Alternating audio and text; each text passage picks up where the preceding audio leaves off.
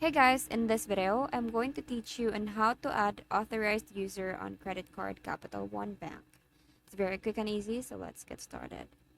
So first thing you have to do is open the Capital One website or mobile application. Enter your username and password to sign in or log in. Once logged in, select the credit card that you want to add an authorized user to.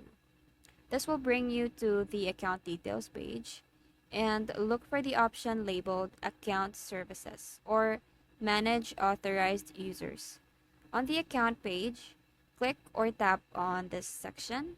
And after you do that, you'll need to provide personal details of the person you want to add, including the full name, date of birth, social security number. This may be optional. You just have to make sure the information is accurate.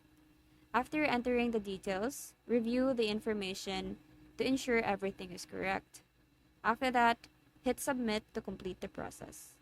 And lastly, Capital One will send a new credit card for the authorized user in the mail rather, typically within 7 to 10 business days. The authorized user will be able to use the card, but you'll still be responsible for the charges.